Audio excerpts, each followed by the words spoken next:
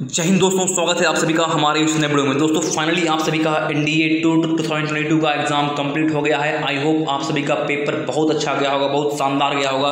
मैं आपको आज के इस वीडियो में आपके जो गैट का पेपर है उसका आंसर की प्रोवाइड करवाने वाला हूं। अभी आप अपने स्क्रीन पे देख पा रहे होंगे, ये गैट का कंप्लीट पेपर है। सबसे पहले आपका इंग्लिश है, इंग्लिश के बाद आपका जीएस है। यहाँ पे जो मैं आपको आंसर की प्रोवाइड करवाने वाला हूँ, ये आपका सेट ए का आंसर की होने वाला है। आपका जो भी सेट हो, सेट बी सी डी जो भी हो, आप अपने हिसाब से यहाँ पे आप क्वेश्चन को देखें और अपने सेट में उसी हिसाब से क्वेश्चन को मैच कर सकते हैं। इसीलिए यहाँ पे set A, set B, set C, set D चारे सेट वालों यहाँ पे आप मिला सकते हैं। क्योंकि यहाँ पे मैं अगर सेट ए का प्रोवाइड करवा रहा हूँ, क्वेश्चन तो सेम है, तो जहाँ भी आपका क्वेश्चन हो, जिस पेज में आपका क्वेश्चन हो, उसी हिसाब से आप क्वेश्चन को देखकर इसका आंसर भी आप यहाँ से मिला सकते हैं। और सबसे पहले हम बात कर लेते हैं इसके डिफिकल्टी लेवल और कट ऑफ को लेकर। तो बात करते हैं डिफिकल्टी लेवल मैथमेटिक्स और गैट। जो आपका मैथमेटिक्स का पेपर था, इस बार का मैथमेटिक्स का पेपर स्लाइटली डिफिकल्ट आया था, मॉडरेट नहीं था। जो लोग आपको मॉडरेट बोल रहे हैं वो लोग आपको गलत बोल रहे हैं। मैं खुद इस क्वेश्चन पेपर को 2 से 3 बार देखा हूं। सो इस बार का क्वेश्चन पेपर आपका डिफ़िकल्ट आया है। सो यहाँ पे इस बार कट ऑफ थोड़ा सा कम जाने का चांस है। मैं कट ऑफ वाला जो exact video to the point accurate video आपको कल प्रोवाइड करवा दूंगा, कट ऑफ वाला। और जो आपका गैट है, गैट का जो इस बार का लेवल था ईजी टू मॉडरेट, मतलब neither it was easy nor it was difficult. मतलब जो आपका ईजी टू मॉडरेट के बीच वाला जो लेवल होता है, उस लेवल का क्वेश्चन पेपर आपको गैट में देखने को मिला। मतलब एक जगह आपको डिफिकल्ट तो एक जगह आपको इजी। तो इसी तरह से यूपीएससी बैलेंस करती है। यूपीएससी जब भी क्वेश्चन पेपर सेट करता है तो अब मतलब अपने आप को बैलेंस रखने के लिए कोई एक पेपर को ज़्यादा डिफिकल्ट बना देता है और दूसरे साइड को एकदम ईजी कर देता है। या फिर अगर मॉडरेट रखेगा तो दोनों पेपर मॉडरेट रहेगा, मैथ भी मॉडरेट रहेगा, गैट भी मॉडरेट रहेगा। लेकिन जो आपका इस बार का पेपर हुआ है, इस बार में आपका मैथ डिफिकल्ट हो गया है और आपका गैट को इजी कर दिया है। सो अब हम बताते हैं आपको कट ऑफ के बारे में। तो जो आपका कट ऑफ होने वाला है, सबसे पहले सेक्शनल कट ऑफ आपका 25% तो होगा ही। मतलब मैथमेटिक्स में आपको इंडिविजुअली 25% मार्क्स लाना है और आपको गैट में इंडिविजुअली, गैट में आपका इंग्लिश, जीएस और साइंस को अग्रीगेट करके आपको 25% मार्क्स होने ही चाहिए। और इसके बाद एक ओवरऑल कट ऑफ आता है। ओवरऑल कट ऑफ वाला वीडियो मैं आपको कल प्रोवाइड करवा दूंगा टू द पॉइंट के साथ। तो सबसे पहले हम यहाँ पे आपको मैं आंसर की बता देना चाहता हूँ। यहाँ पे बस मैं आपको क्वेश्चन नंबर बताऊँगा और जो भी आपके करेक्ट ऑप्शन है उसको मैं पिन पॉइंट कर दूँगा। जो भी आपने टिक किया है अपने हिसाब से आप इसको चेक कर सकते हैं। मैथमेटिक्स को लेकर एक वीडियो मैं ऑलरेडी बना चुका हूँ। जो मैथमेटिक्स का आंसर की है उसका वीडियो मैं प्रोवाइड करवा दिया हूँ। आप इसी चैनल पे जाएं और वहाँ से आप अपना आंसर की चेक कर सकते हैं मैथमेटिक्स के। उसके बाद इस वीडियो के कमेंट में आपको कमेंट करना है कि आपको कितने मार्क्स बन रहे हैं। आप अपना जो प्लस मार्क, मतलब प्लस मार्क माइनस मार्क दोनों को आप करके ओवरऑल जो आपका अग्रीगेट स्कोर बन रहा है वो आप इस वीडियो के कमेंट में कमेंट कर सकते हैं। मैं वहीं पर तुरंत रिप्लाई कर दूँगा कि क्या आपका सिलेक्शन हो सकता है, इस बार का कट ऑफ क्या जाएगा। सारे तमाम डाउट आपको वहीं पे देखने को मिल जाएगा। So without wasting any time हम अपने बढ़ते हैं अब अपने आंसर की ओर। सबसे पहले आपका एंटोनिम से आपके स्क्रीन पे आ रहा होगा क्वेश्चन नंबर 1, इसका आंसर हो जाएगा आपका ऑप्शन बी। फिर क्वेश्चन नंबर 2 का ऑप्शन सी। क्वेश्चन नंबर 3 का आपका हो जाएगा ऑप्शन डी, अनइम्प्रेसिव। फिर क्वेश्चन नंबर 4 का ऑप्शन सी, 4C। इसके बाद हम आ गए 5 पे, 5 का डी। इसके बाद मैं आपको यहीं पे 10 का भी बता दे रहा हूँ, 10 का हो जाएगा ऑप्शन डी। इसके बाद फिर आपको मैं 9 का बता दे रहा हूँ, 9 का हो जाएगा आपका ऑप्शन बी, इनसफिशियंसी। फिर आपका मैं 8 का बता दे रहा हूँ, 8 का हो जाएगा ऑप्शन नंबर ए, रटेड। इसके बाद आपको 7th और 6th दोनों का हो जाएगा आपका ऑप्शन सी। एक जगह वेट हो जाएगा और एक जगह नॉर्मल हो जाएगा। सो आपका एंटोनिम इस बार इजी था, बहुत ही इजी था। जो पिछले साल के क्वेश्चन पेपर बार बार रिपीट होते हैं, अगर आपने पिछले 5 से 6 साल का क्वेश्चन पेपर अच्छे से देख लिए होंगे तो आपने 10 में से 10 एंटोनिम्स फोड़ दिए होंगे। इस बार का एंटोनिम्स काफ़ी इजी था आपके एनडीए के एग्जामिनेशन में। इसके बाद हम बढ़ते हैं अपने नेक्स्ट जो आपके टॉपिक हैं, आपके सिनोनिम्स आपके 11th से 20th क्वेश्चन सेट ए में आपको यहाँ पे देखने को मिल रहा है। तो यहाँ पे मैं आपको बात कर ले रहा हूँ 11th क्वेश्चन का हो जाएगा ऑप्शन बी। इसके बाद वेक्स्ट का आपका जो सिनोनिम्स है ये हो जाएगा ऑप्शन सी। फिर आपको यहाँ पे 16th का ही बता दे रहा हूँ, 16th का डी हो जाएगा और 17th का हो जाएगा आपका ऑप्शन ए। फिर हम आते हैं अपने नेक्स्ट पे। नेक्स्ट आपका 13 है, 13 का हो जाएगा ऑप्शन ए। उसके बाद 14 का हो जाएगा ऑप्शन ए। फिर आपका है 18 का हो जाएगा ऑप्शन बी। फिर आपका है 19 का हो जाएगा ऑप्शन डी अनपेड। इसके बाद 15 और 20 का हो जाएगा option see that is scheduled. और आपका 16 का हो जाएगा option D that is promote. So antonyms और सिनोनिम्स हमने कंप्लीट कर लिए हैं। अब हम आते हैं अपने ordering of word in a sentence. ये भी इस बार काफ़ी इजी था। आई होप अगर आपने ordering of word sentence attempt किए होंगे तो इसमें आपको 10 में से 10 सही होने ही चाहिए, क्योंकि इस बार काफ़ी ईजी था। सो अब हम बढ़ते हैं अपने इसके आंसर की ओर। तो जो आपका इसका आंसर की है ये आपको देखने को मिल जाएगा 21st में आपका हो जाएगा ऑप्शन ए। 21st में ए SQPR। एक मैं करेक्शन आपको यहाँ पे कर दे रहा हूँ। जो आपका 20th है, 20th का आपका ऑप्शन सी होगा करेक्ट। और जो आपका 19th है, 19th का ऑप्शन डी, ये तो मैंने आपको बता ही रखा हूँ। सो 20th का आपका जो करेक्ट ऑप्शन है वो आपका सी एक्सपेल आपका करेक्ट होगा। अभी मैं आपको प्रमोट बता दिया था बट ये रॉन्ग है, आपका ऑप्शन सी करेक्ट है। सो अब हम बढ़ते हैं अपने नेक्स्ट 22nd का हो जाएगा आपका ऑप्शन डी। फिर 23rd का हो जाएगा आपका ऑप्शन बी, 23rd का बी। फिर नेक्स्ट है आपका 24th का जो आपका नेक्स्ट आ रहा है आपके स्क्रीन पे, अभी आप अपने स्क्रीन पे देख पा रहे होंगे। 24th का डी। फिर 25th का हो गया आपका डी, 26th का सी, 27th का डी। फिर आपका 28th का बी, 28th का बी। फिर 29th का हो जाएगा ए, 29th का ए। फिर 30th का जो आपका करेक्ट ऑप्शन है ऑप्शन नंबर सी RSQP। तो यहाँ पे हमने रीअरेंजमेंट वाला जो क्वेश्चन था इसे कंप्लीट कर लिया। अब हम बढ़ते हैं spotting the error. Spotting the error भी इस बार काफ़ी इजी आपसे पूछे गए थे। सो आई होप आपने इसमें भी अच्छे खासे क्वेश्चंस करेक्ट किए होंगे। आपको इस वीडियो के कमेंट में अपना स्कोर बताना है और करंट अफेयर्स और आगे आने वाले अपडेट, आपको रिजल्ट का अपडेट, SSB का अपडेट, कहाँ पे रिपोर्टिंग करना है, किस तरह से SSB का डॉक्यूमेंटेशन करना है, सारे तमाम डाउट आपको इसी चैनल पे जैसे जैसे आपको टाइम आता जाएगा वैसे वैसे मैं आपको प्रोवाइड करता रहूँगा। सो 31st का हो जाएगा ऑप्शन सी। यहाँ पे जो रेजिंग है ये वाला रॉन्ग है, रेजिंग के बदले आपका होना चाहिए राइजिंग RISING। तो यहाँ पे 32nd का आपका ऑप्शन ए। यहाँ पे हो जाएगा one of those institute of one of that. 33rd का हो जाएगा ऑप्शन ए। 34th का हो जाएगा ऑप्शन बी, 34th का बी। 35th का आपका ऑप्शन ए, 35th का ए। 36th का हो जाएगा ऑप्शन ए, 36th का ए। 37th का भी option A. If I were the millionaire, यहाँ पे ये हो जाएगा correct. If I were, will के जगह पे वेयर आएगा। फिर 38th का हो जाएगा ऑप्शन बी, 38th का बी। फिर 39th का भी आपका हो जाएगा ऑप्शन बी। इसके बाद 40th का हो जाएगा आपका ऑप्शन बी।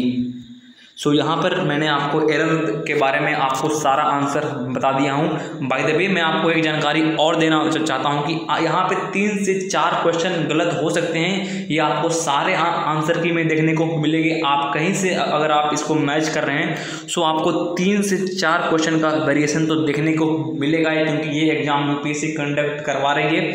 सो यहाँ पर UPSC का आंसर भी कुछ और हो सकता है। 3 से 4 क्वेश्चन बस, बाकी जो आपके जितने सारे क्वेश्चन रहेंगे वो मैं आपको करेक्ट आंसर ही बताने वाला हूँ। सो यहाँ पे नेक्स्ट है आपका idioms and phrases. Idioms and phrases भी इस बार इजी ही आए थे comparing to the last previous attempts. So queer fish का मतलब होता है strange person, option A. Eat like a bird मतलब ईट वेरी लिटिल, बहुत कम खाना। फिर लॉक हॉर्न का हो जाएगा option B. Argue about something, क्या हो गया, हाँ, और argue about something. Next early bird हो जाएगा 44 का डी, फर्स्ट अराइवल। 45th का आपका हो जाएगा ऑप्शन ए। फिर आपका 46th है बी इन द रनिंग, आपका option C. In a good position to win a sea change मतलब एक कंप्लीट चेंज। फिर आपका a pearl of wisdom, a pearl of wisdom आपका ऑप्शन सी हो जाएगा। An important piece of advice, be in the seventh heaven, ये तो बार बार repeated है, कितने बार से आपको यूपीएससी पूछ रहा है, एनडीए में, सीडीएस में बार बार be in the seventh heaven. Seventh heaven का मतलब होता है बहुत बहुत खुश हो जाना। So option D is the correct answer. Be in the red, be in the red, red का हो जाएगा आपका option B, to owe money to a bank. तो यहाँ पर मैंने आपको इंग्लिश का कंप्लीट आंसर की प्रोवाइड करवा दिया हूँ। अब हम इंग्लिश के बाद बढ़ते हैं अपने जीएस वाले पे। जीएस वाले पे अब हम आ गए हैं। आपके स्क्रीन पे आ रहा होगा GS part B of this GAT paper, आपका जीएस का है। सबसे पहले 51st का हो जाएगा बी, 52nd का आपका सी, सॉरी सी इज हियर, हाँ 52nd का सी, 53rd का बी। बैटल ऑफ प्लासी के बाद ब्रिटिश का फाउंडेशन स्टोन इन इंडिया में ले किया गया था। 54th का बी। यहाँ पे 53rd में आपका बैटल ऑफ प्लासी हो जाएगा, आप चेक कर लेना यहाँ पे 53rd का बैटल ऑफ प्लासी। इसके बाद 55th का सी, 55th का सी बोथ 1 and 2। 56th का हो जाएगा ऑप्शन सी, 56th का भी आपका ऑप्शन सी। एक मिनट, अरे भाई काम क्यों नहीं कर रहा है। 56th का सी। नेक्स्ट वन इज 57th का हो जाएगा आपका ऑप्शन सी, 57th का C. Queensland is the correct answer for 57। फिर 58th का आपका करेक्ट आंसर हो जाएगा C, that means 3 only is the correct answer. फिर आपका मैं 60th का बता दे रहा हूँ, 60th का हो जाएगा ऑप्शन डी। और जो आपका 59th है, जो ये वाला क्वेश्चन आपके स्क्रीन पे आ रहा है, ये क्वेश्चन बहुत इजी था, ये कितने बार प्रीवियस ईयर में आ चुका है।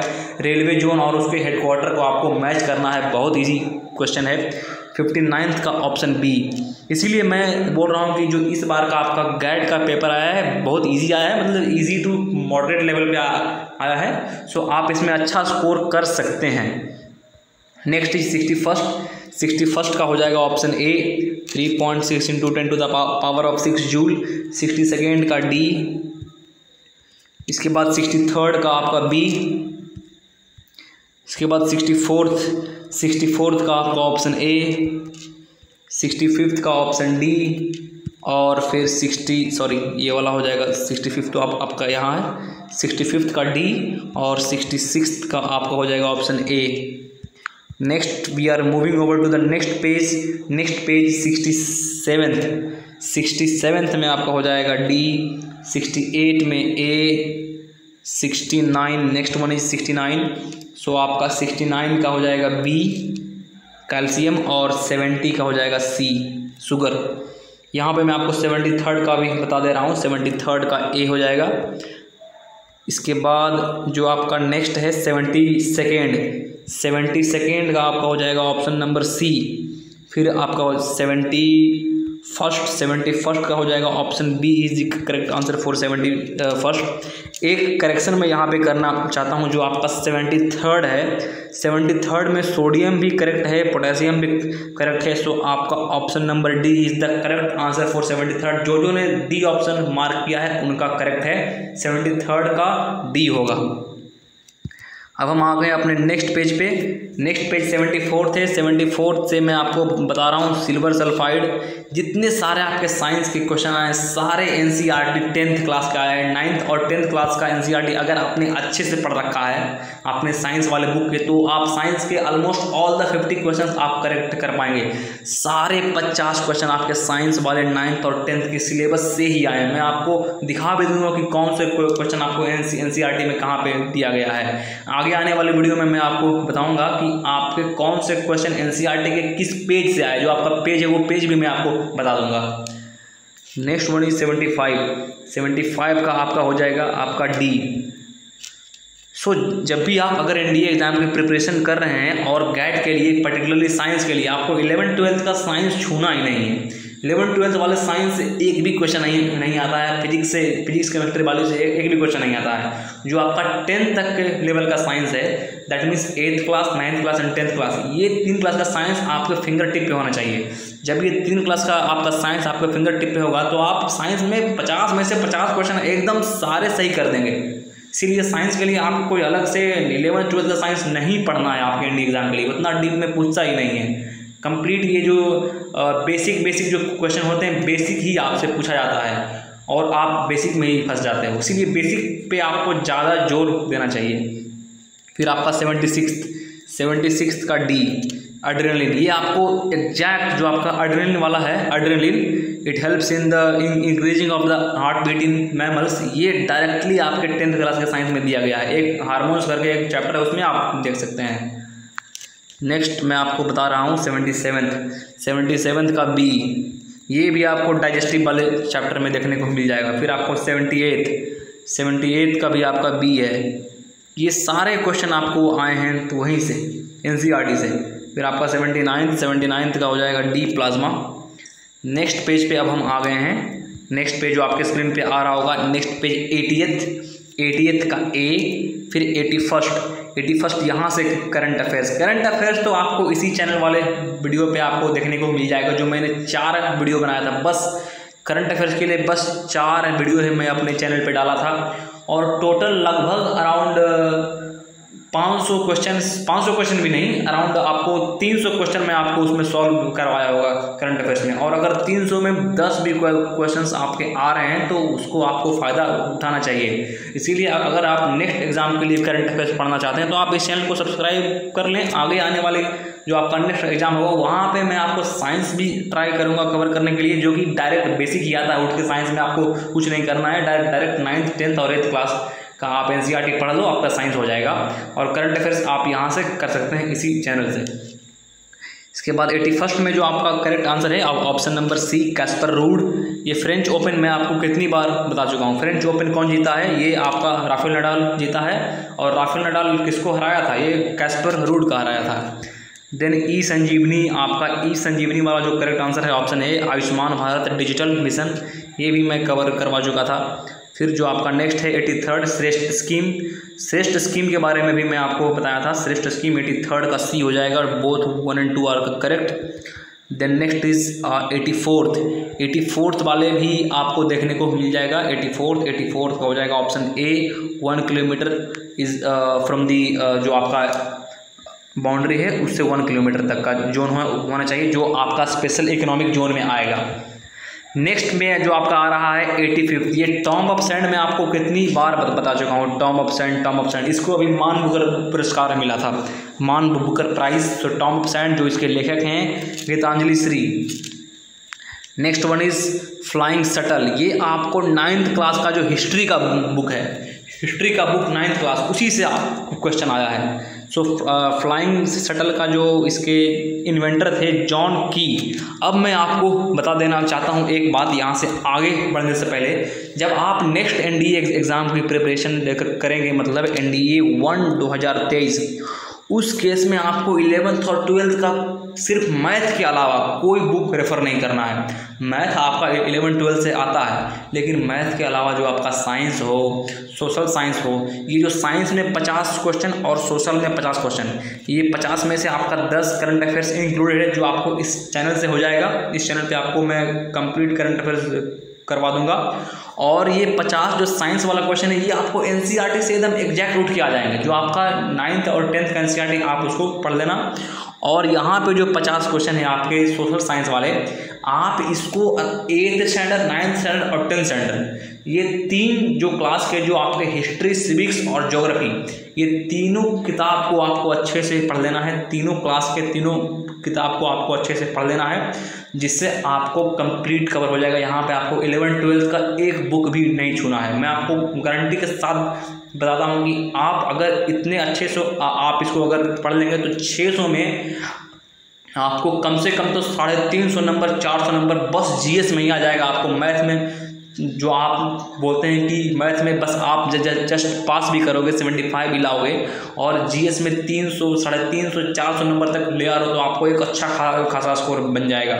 तो इसीलिए आप बेसिक NCERT पे फोकस करो, बाकी इधर कोचिंग के फेरा में नहीं पढ़ना। और कोचिंग के अलावा भी जो आपको कहीं पे अगर मटेरियल मिल रहा है तो आप उस मटेरियल को ना पढ़ो, बस आप 8th 9th और 10th क्लास का साइंस और सोशल साइंस का कंप्लीट किताब आपको कवर कर देना है, जिससे आपके क्वेश्चंस आपके वहीं से आते हैं। नेक्स्ट जो आपका मैं अभी आंसर की बताने वाला हूँ 87 का हो जाएगा ऑप्शन ए। सिंगापुर में स्टार्ट किए थे नेताजी सुभाष चंद्र बोस आपका जो पार्टी था इंडियन नेशनल कांग्रेस का, इंडियन नेशनल आर्मी का, INA का। उसके बाद 88 का हो जाएगा आपका ऑप्शन नंबर ए जवाहरलाल नेहरू ऑब्जेक्टिव रेजोल्यूशन।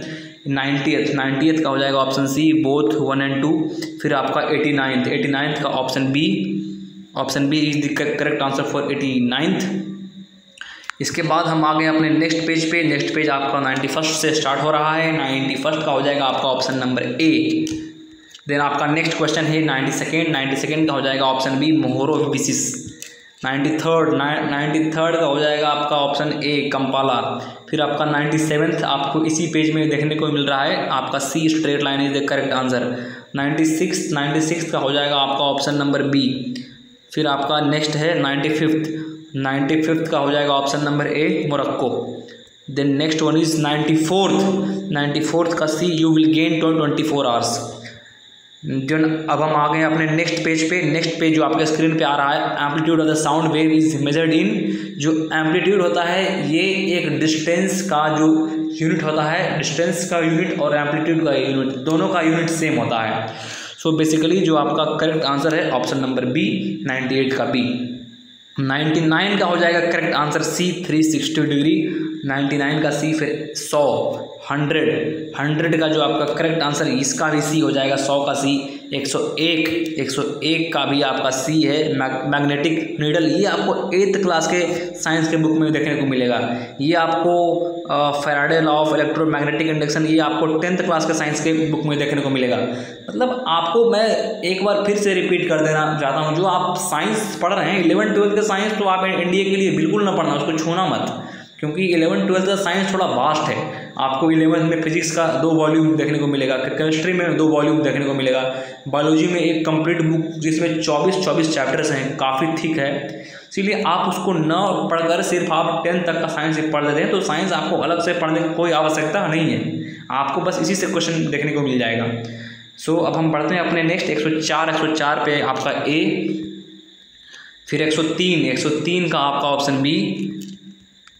फिर आपका 102 का डी। 102 का डी। हाँ नेक्स्ट पे जो आपके स्क्रीन पे आ रहा है आपका है 105।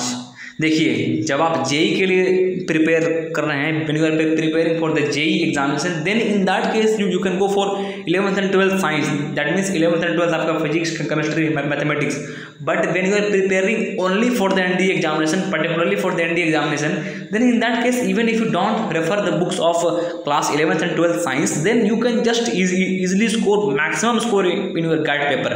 बट हाँ यहाँ पे मैं आपको एक बात और बता देना चाहता हूँ, जो आपका मैथ होता है, मैथ तो आपको कंप्लीट 11th और 12th के मैथमेटिक्स आपके फिंगर टिप पे होने चाहिए थे।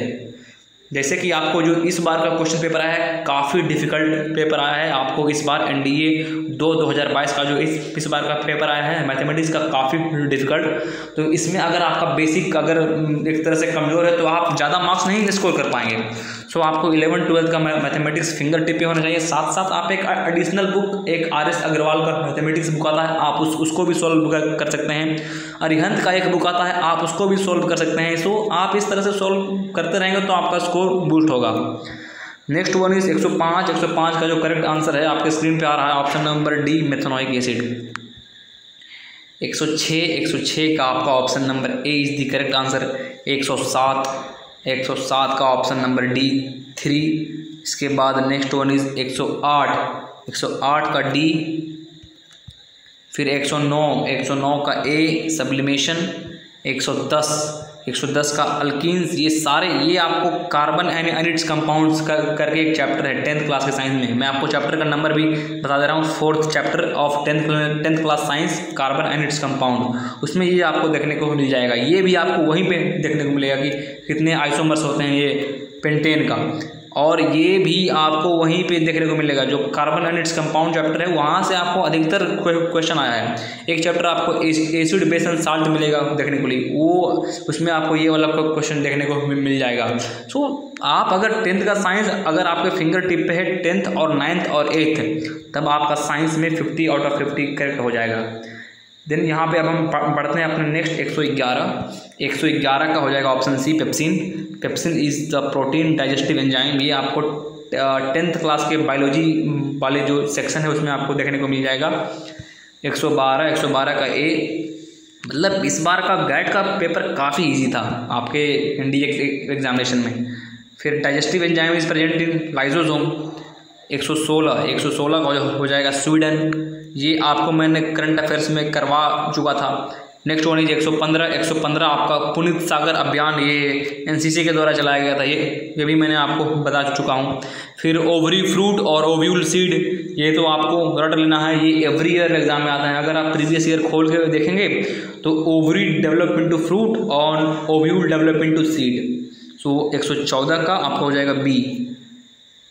नेक्स्ट आपके स्क्रीन पे आ रहा है 117 आपका है 117 का ऑप्शन बी। ये भी मैंने आपको बता रखा हूँ करंट अफेयर्स वाले वीडियो में। फिर 118 MH-60 हेलीकॉप्टर, ये तो अमेरिका से लिया था, ये भी मैंने आपको बता रखा हूँ USA से। फिर 119 सूरत एंड उदयगिरी, ये क्या है? सो 119 का हो जाएगा ऑप्शन डी। ये एक वारशिप है जो कि कमीशन किया गया था इंडिया के डिफेंस मिनिस्टर के द्वारा, ये भी मैं आपको बता रखा हूँ। फिर 122 का हो जाएगा ऑप्शन बी विनोबा भावे पवनार, ये आपका भूदान मूवमेंट। ये आपको 8th क्लास के ज्योग्राफी बुक में भूदान मूवमेंट देखने को मिल जाएगा जब आप वहाँ पे लैंड रिफॉर्म्स के बारे में पढ़ेंगे 8th क्लास के ज्योग्राफी बुक। इसीलिए मैं आपको कह रहा हूँ कि आपको 11th और 12th को छूना ही नहीं है गैट के लिए, बस गैट के लिए। मैथमेटिक्स के लिए तो आपको पढ़ना ही है, गैट के लिए 10 तक का अगर आपका एक अच्छा सा कमांड है, एक अच्छी सी पकड़ है, तो आप इजीली मैक्सिमम सोल्व कर पाएंगे आपके एनडीए के एग्जामिनेशन में। सो अब से जब आप नेक्स्ट एग्जाम के लिए प्रिपेयर करेंगे तो आपको 8th, 9th, 10th, मैं तो आपसे कहूँगा कि अगर आपके पास अभी से बहुत टाइम है तो आप 6 से लेकर चलें, 6, 7, 8, 9, 10, ये 5 NCERT जो 5 क्लास का NCERT है साइंस और सोशल का, दोनों को आप अच्छे से पढ़ डालें, सारे क्वेश्चन वहीं से आएंगे और आप GS में आप पाएंगे कि आपको एक बहुत अच्छा स्कोर मिला है। फिर यहाँ पे 121 का हो जाएगा ऑप्शन बी पंचतंत्र। फिर आपको यहाँ पे है 120 का जो करेक्ट आंसर है हरिहरन बुक का, विजयनगर के बारे में आपको जो मेडिवल हिस्ट्री है 7th क्लास का NCERT बुक वहाँ पे आपको देखने को मिल जाएगा। नेक्स्ट वन इज 123 का जो करेक्ट आंसर है ऑप्शन नंबर बी। फिर आपका 124 का हो जाएगा ऑप्शन नंबर ए अल-बरूनी। 125 का हो जाएगा आपका ऑप्शन नंबर डी, ये आपको 6th क्लास का NCERT में देखने को मिल जाएगा ये वाला। नेक्स्ट वन इज 127 का हो जाएगा डी डोलोमाइट। फिर 126 how many of the statements are correct. 126 का option number A only 1 statement is correct. इसके बाद हम अपने पढ़ते हैं नेक्स्ट पेज जो आपके स्क्रीन पे आ रहा है 128 ये साइक्लोन वाला आपका 9th या फिर 10th का NCERT में आपको देखने को मिल जाएगा। 9th या फिर 10th ज्योग्राफी में ये वाला साइक्लोन और एंटी साइक्लोन वहीं पे आपको देखने को मिल जाएगा। सो 128 का D none of the statements are correct. 129 जो आपका है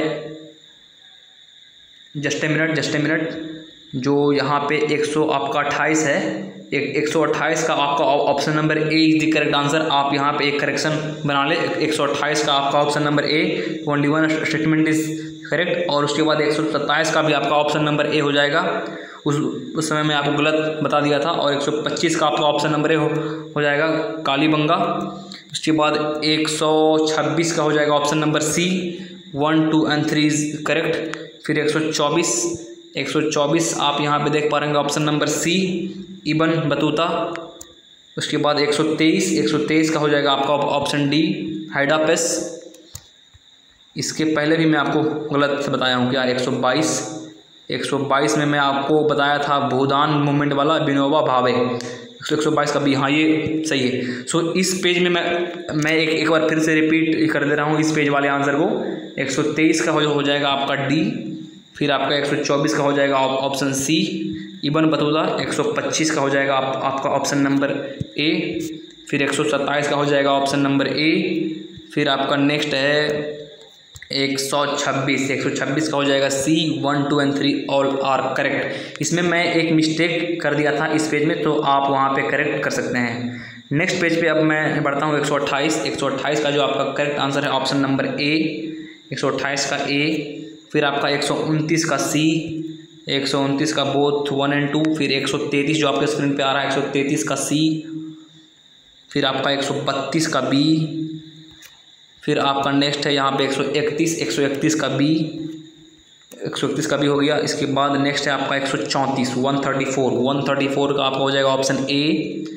134 के बाद नेक्स्ट पेज में अब हम आ गए हैं 135 का B, 136 नेक्स्ट वन इज़ 136 का C, 136 का C।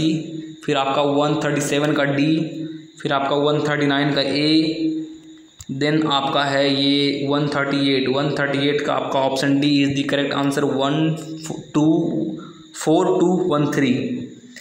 अब हम आ गए अपने 148 क्वेश्चन पे। 148 का आपका ऑप्शन ए कटक, 141 का C, both 1 and 2 is correct. Then 142 का हो जाएगा ऑप्शन बी क्वीनरी एक्टिविटीज़। 144 का जो करेक्ट आंसर है वो option number B. Then next one is 143 का C, बोथ 1 एंड 2। अब हम आ गए अपने लास्ट पेज, जो आपका लास्ट पेज है। लास्ट पेज 145 से स्टार्ट हो रहा है। 145 में आपका C करेक्ट आंसर है, अल्ट्रासोनिक वेव। सोनार अल्ट्रासोनिक वेव यूज करता है। 146 का C, 147 का B, कॉकलिया।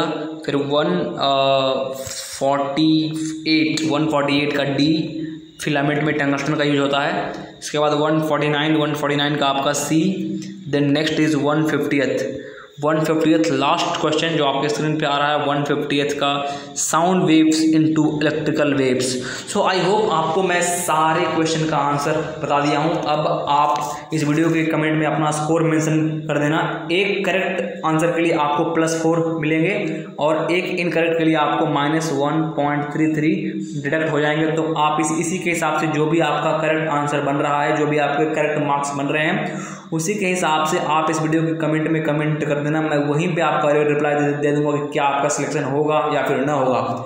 और आगे आने वाले वीडियो में मैं आपको इसको लेकर एक कंप्लीट ऑफिशियल कट ऑफ, मतलब जो आपका कट ऑफ होने वाला है आपके एनडीए एग्जाम का, इसको लेकर वीडियो बना दूंगा। और करंट अफेयर्स के लिए आप इस चैनल को जरूर सब्सक्राइब करें। मिलते हैं अगले वीडियो में। टिल देन थैंक यू, जय Hind, keep studying, stay safe. And अगर आपका स्कोर 360 से प्लस बन रहा है तो आप अभी से एसएसबी के प्रिपरेशन स्टार्ट कर दें। बाय द वे, अगर आपका 350 से प्लस ही बन रहा है, 350 से प्लस, तो आप अभी से अपने एसएसबी के प्रिपरेशन स्टार्ट कर दें। क्योंकि जब आपका रिजल्ट आएगा तब आपके पास टाइम न रहेगा, आपके पास टाइम की कमी हो जाएगी। सो आप अभी से स्टार्ट कर दें, ये मेरा एक हम्बल रिक्वेस्ट है। सो मिलते हैं अगले वीडियो में। थैंक यू, जय हिंद, बाय बाय।